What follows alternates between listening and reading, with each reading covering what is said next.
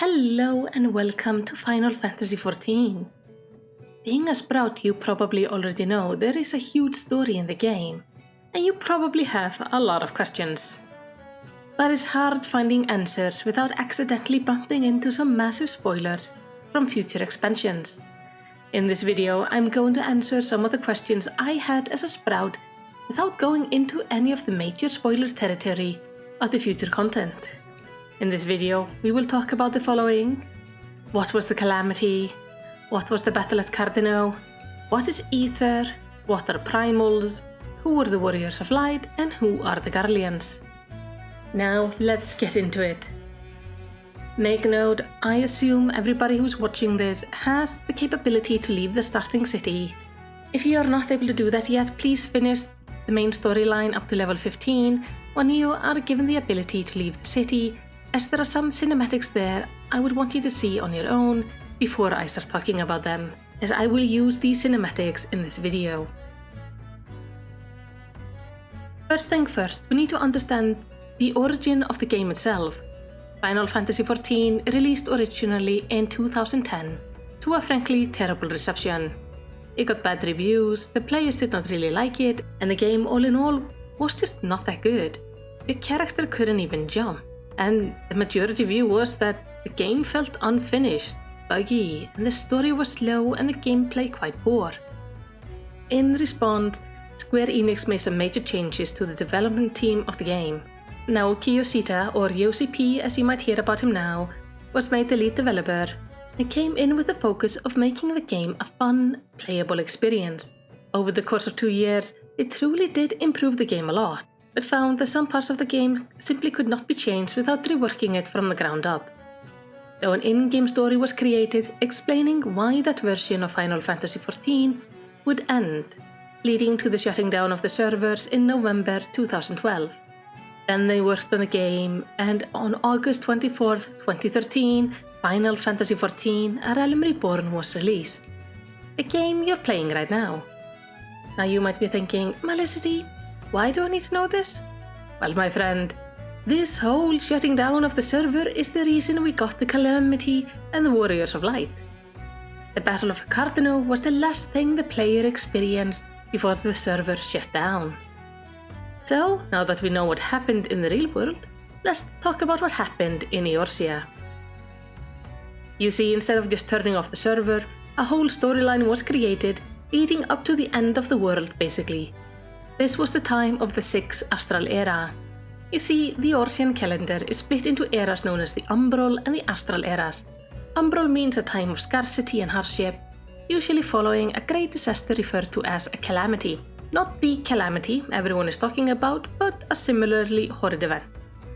And then there are eras known as the Astral Eras. These are the eras of growth, peace, and changes for the better, or that is the idea at least. At this time, Eorzea was well into its 6th Astral Era, or around 1572 years to be exact, and this is when the original game started. At the time, there was a strong belief that there would not be another calamity, as each calamity had connected with an element, and there are only 6 elements, so surely, with 6 calamities being done, there won't be any more. Elements and Aether are connected in our story. Aether is the life force that flows through everything, and Aether is generally elementally aligned. So with Aether being in the groundwater, living beings, or honestly, just everywhere, we have it split into 6 elementals: lightning, fire, earth, ice, water, and wind. And over Eorzea's history, each one of these elementals has been related to a calamity. The latest one being of water. Don't worry, you will learn more about the Aether and these calamities through your travels. But what we need to know is that there was a group that believed there would be another calamity. This is the Circle of Knowing, a group of 12 researchers and scholars known as the Archons. Their leader was Louisoix Leveleur, and each of these Archons was marked with a tattoo. Their goal is to save Eorzea from the incoming Garlean invasion and the potential next calamity. This group would work to unite the city-states as one, re-establishing the grand companies of each city-state, along with strengthening their commerce and armies. and at the same time there was another group trying to save Eorzea. This was the Path of the 12, a group led by a woman named Minfilia Vord. This is a group united of people with a unique ability called the Echo. Their goal is to bring peace to Eorzea and stop the beast tribes from summoning primals. Primals, also sometimes known as icons or savage gods, are being summoned into existence by a group of people, or more commonly in Eorzea, a beast tribe. These are mythical beings made manifest through concentrated ether and faith. And to summon one, a lot of ether is needed, usually brought in the form of crystals. But even after a primal is summoned, it will need even more ether to sustain itself, and will suck up the ether from the land around it, slowly depleting the land. It's a little bit like taking all the nutrition from the soil of a forest. Eventually, the trees will die. Another issue with these primals is they tend to be hostile to everybody outside the beast tribe, leading to some major issues with the city-states, and a common consensus that these things are not something we want around. So, the Path of the 12 focused their effort on preventing these summonings by working with the beast tribes, but also on getting rid of the primals if one is summoned. And with primals being quite frequently summoned in, we can say Eorzea has a bit of a primal problem. And this problem was noticed by the Garlean Empire. The Garlean Empire is a faction from the land of Garlemald, generally recognizable by what looks like a stone embedded into their forehead and their inability to use magic.